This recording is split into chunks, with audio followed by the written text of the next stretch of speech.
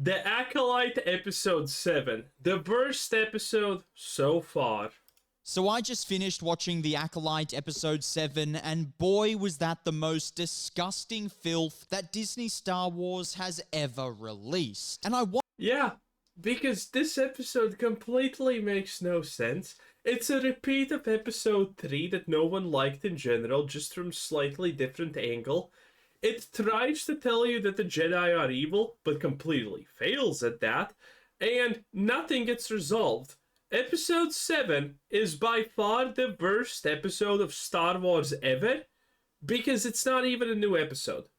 And the fighting here is completely lackluster, bad, and nothing makes sense. Well, nothing has made sense in this show for all eternity, but that's fine. Want to say sorry to all the Star Wars fans that had to sit through that episode and watch the Jedi Disney Star Wars fans, but they're probably happy sitting through this because, reasons.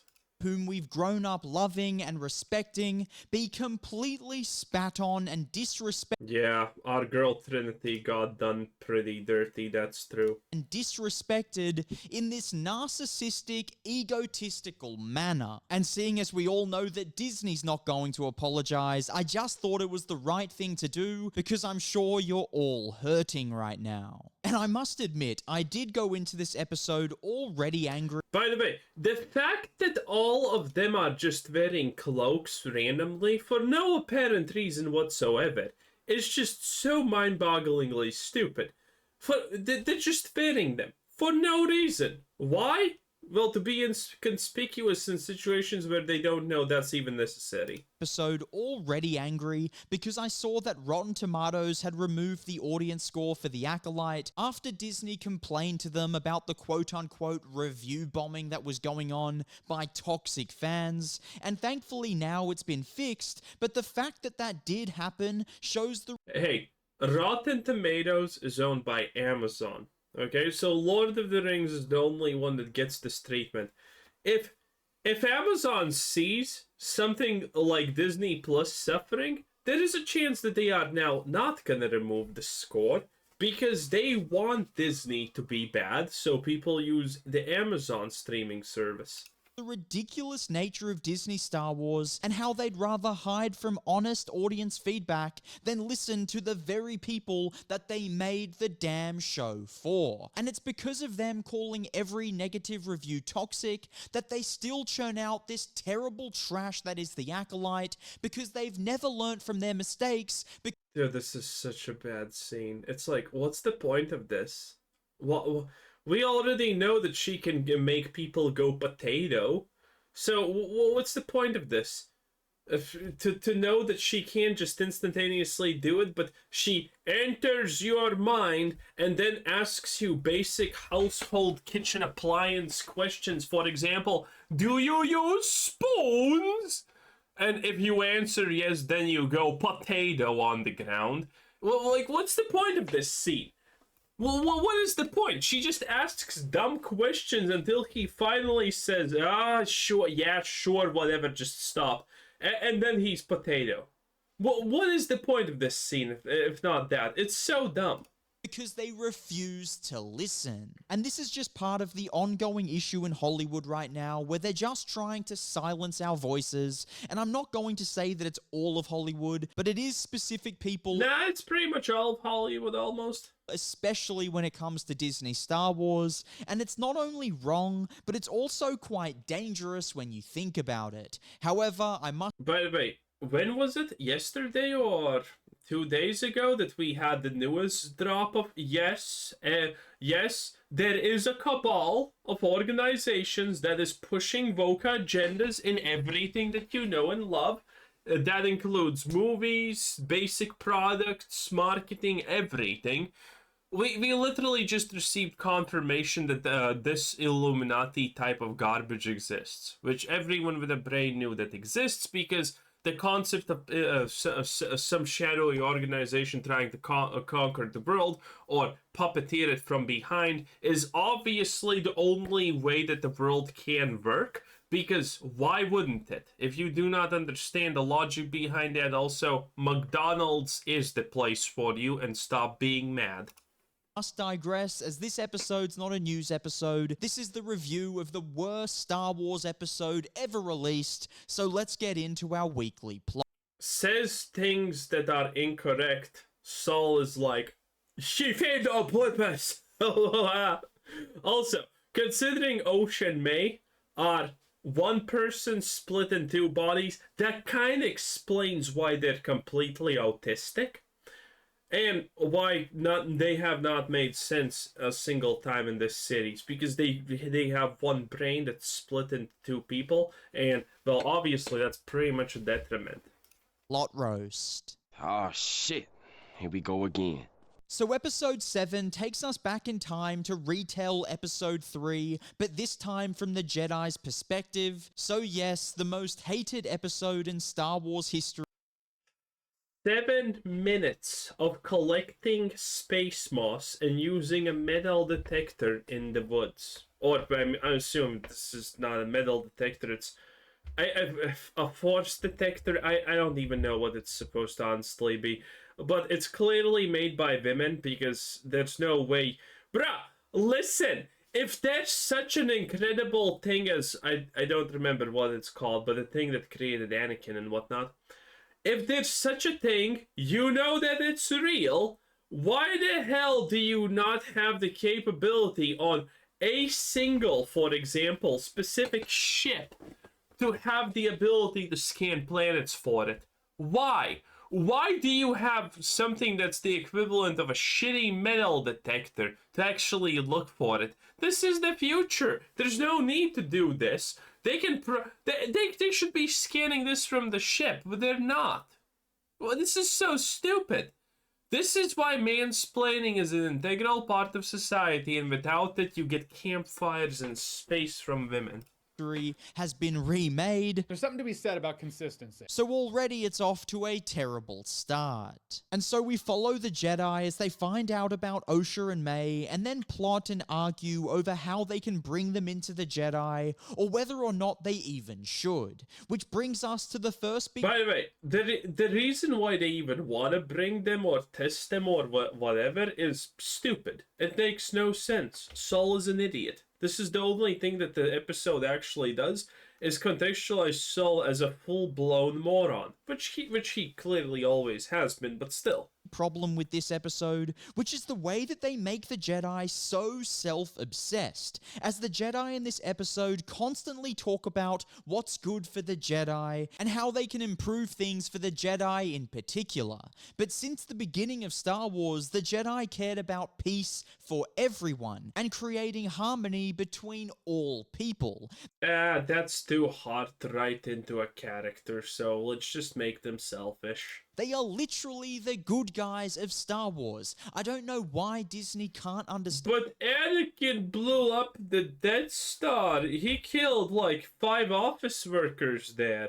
This, but they've taken the good side of the story, they've taken the heroes of the story, and just completely destroyed them and made them the bad guys in the story. Because damn, even an 8-year-old can understand that people who only serve their own personal selfish interests are the bad guys in a movie. So the Acolyte isn't even working within a grey area, because they're literally just making the Jedi bad. Because a grey area would make the audience question whether or not the Jedi are serving selfish interests. Their clothing is so bad.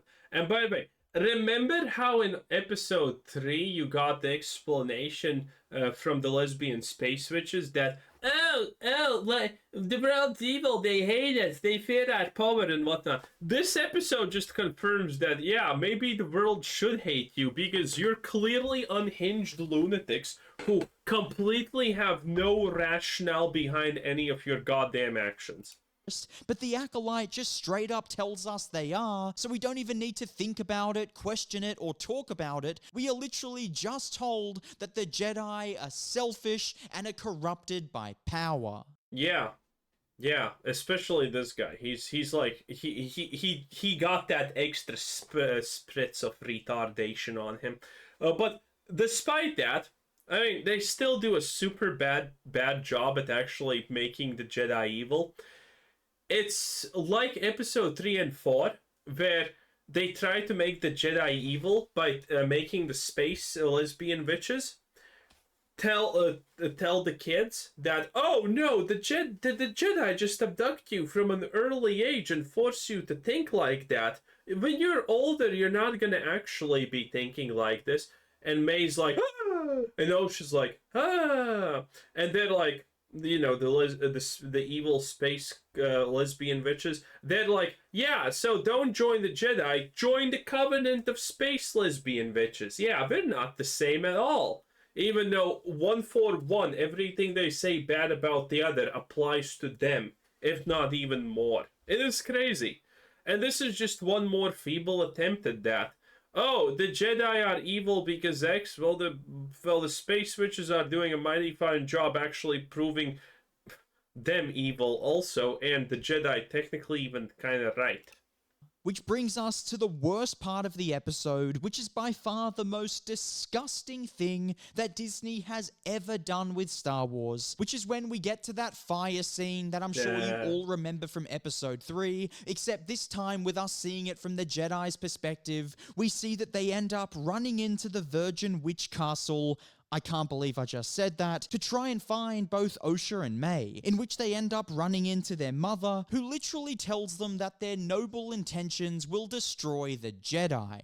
That just makes no sense.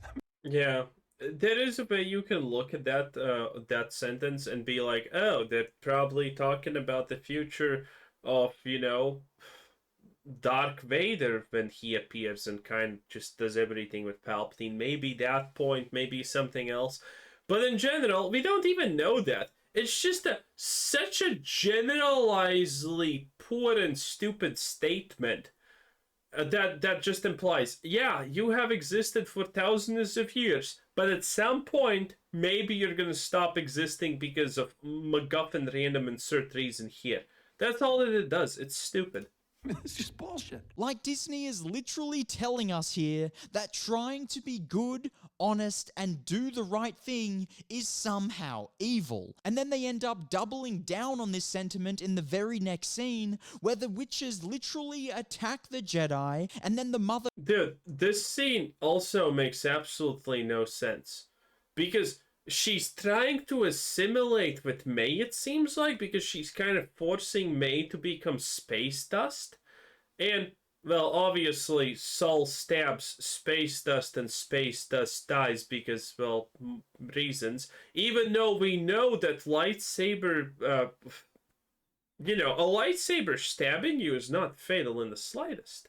Like, it's already canon that lightsabers cauterize the wound and everything is hunky-dory, peachy, squeezy. In fact, getting punctured by a lightsaber at this point is arguably medicine.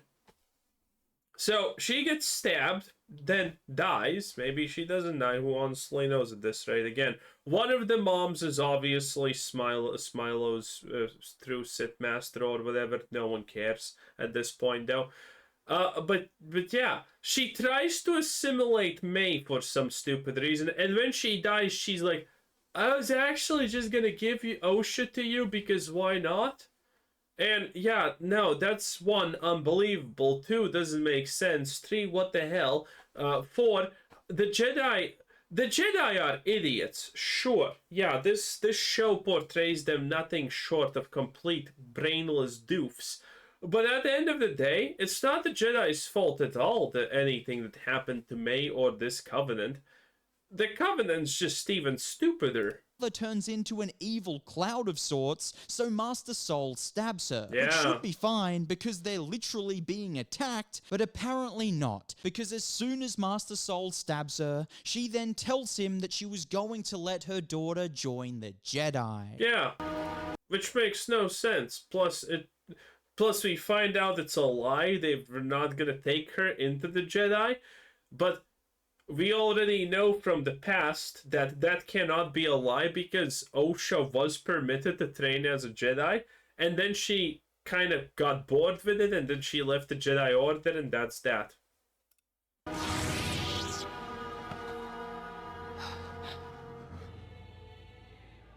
I was going to let Osha go. Yeah, Go believable. yourself. Is that clear? I hope it is. And so there you have it, the moment Disney officially made the Jedi. Oh yeah. I love the archery scene, by the way. They finally used their space bows, which is very funny. Have it, the moment Disney officially. Come on! I can't get it. Oh, there we go. So they use the space bows. That's very cool that they're using the space bows, but where are the space quivers and space arrows? I'm not seeing any of them. Also, what's the point of all these, things on the space bows? Is that what makes them space bows? The fact that they have these useless lights on them? And by the way, the fact that, the young Padawan Master Force Field Dudo is, my nose, is deflecting arrows, by the way, one by one, because they're shooting them extremely slowly and not at the same time, because if they shot him at the same time, he would die, obviously. The witches are like, yes, we are gonna attack. Disney We're gonna attack this guy with bows. What are we gonna do, sister? Shoot at the same time to kill him? And she's like, no, wait, that's crazy. We can't just shoot at the same time and kill him. That's crazy. We're gonna shoot one by one in a relatively fast pace, but with feelable intervals, so he has a fair shot at deflecting the arrows. Oh, and by the way, we're gonna only shoot him, not the other guy who is completely preoccupied with the situation and could be easily shot down by arrows because, he's doing other stuff. officially made the Jedi evil, and what makes them evil, you ask? He even has the ability to twirl his lightsaber behind his back just for a more comedic effect, by the way. It's beautiful. Well, it's their noble intentions, of course. And I think I speak for every Star Wars fan. It's not even noble intentions, it's just pure autism. When I say this, go yourself, Disney. So I think it's fair to say that this episode isn't just an... Yeah, they take control of the Wookiee, and they all need to chant because, turns out the power of one is technically better than the power of many because, they all get yeeted and deleted by one person. Attack on Star Wars or Star Wars fans, but rather an attack on storytelling as a Dude, this is so good. Watch this scene. whole.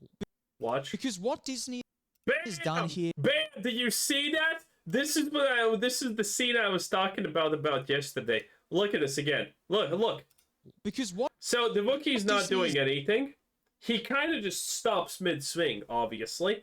This guy hits his sword and then tumbles back for some damn reason. Done here is take one of the most beloved stories of all time in Star Wars and completely spat in its face. And Disney is basically... Not the first time, buckaroo. ...told Star Wars that their own personal beliefs and opinions are more important than the very fabric of the Star Wars story. To be fair, they have been doing that for a very long time. They have not been hiding it, and they have been pretty much telling it to your face for also all this time. So, if you're surprised by that, I don't know what to say exactly to you. Because if Leslie Headland wrote an original story that was this, it'd be totally fine, because it wouldn't be damaging the reputation of a great franchise. But she chose to take a story that already exists, with its own rules, its own boundaries, and its own DNA, and she is... None of that matters.